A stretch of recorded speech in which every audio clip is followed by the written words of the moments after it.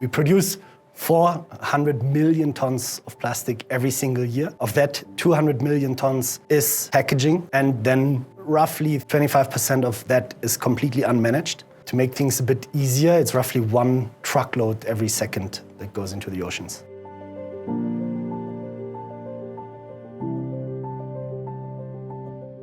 I'm Joel Tasche.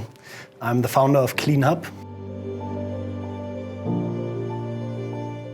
I think the problem that everybody knows is ocean plastic pollution, but actually that problem already starts on land. We have tremendous lack of waste management around the world. There's roughly 2.5 billion people where nobody comes to pick up their waste. There's no bin in their backyard and somebody to come and pick it up. So they are left with basically 3 options, and all of them are horrible. You can either bury it, burn it, or throw it into the next river, into the ocean, because people still want to get rid of the waste. And that is the problem. From these activities, roughly 11 to 14 million tons of waste end up in the oceans every year. And the rest goes up into flames, is turned into soot, is turned into greenhouse gases that are accelerating climate change. The problem is flexible plastics and multi-layer plastics, because these are very hard to recycle, in some cases impossible to recycle. And then the only thing that you can do with it is you dispose of them. And scientific disposal always costs money. So if you want to, for example, turn it into fuel, it costs money and nobody's giving you that money. So it's a loss-making business. So what happens is that a lot of that plastic ends up in the environment to save this cost. And that's where our solution came in, and we said we have to give all plastic waste out their value and start collecting it.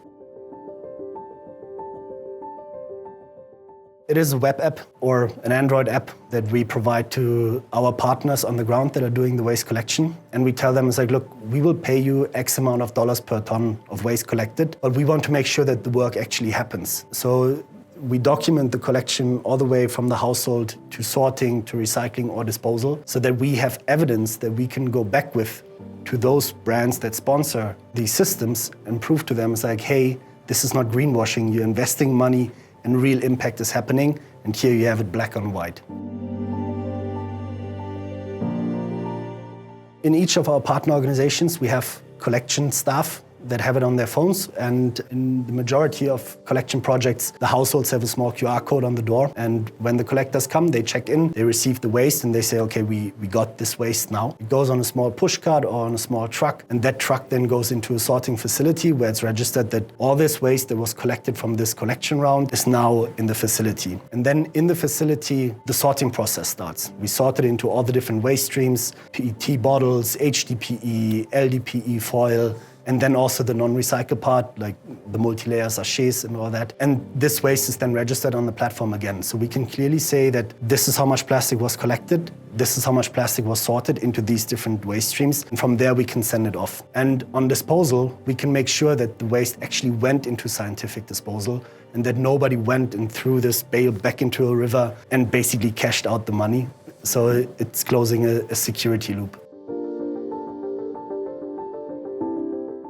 So I always like to take one example of a small community in Kerala called Konat. It's a fisherman community that had no waste management at all. Before we started the intervention there, 60% buried the waste, 30% actually burned it every night, and 10% threw it in the ocean. And there was no waste collection. Nobody came to pick it up. And basically 4 women from the community stepped up and said, we're happy to go door to door and collect people's waste and document it on the app and be there. So we created 4 jobs in that community, funded by multiple different brands. And now they go door to door every month, at least once, to pick up the waste from their community. And by that, now actually 95% in the last survey participate in that program and stop burning their waste, stop dumping it into the ocean. And if you ask the people in the community, they are like, we're so happy that this happened. And even though we didn't expect it to be such a change of quality of life, it is. By stopping to burn the waste, it doesn't smell like chemicals in our community all the time. Our kids stop playing around the bonfire, and 2 of the 4 women that are collecting the waste started now their own shops, because for the first time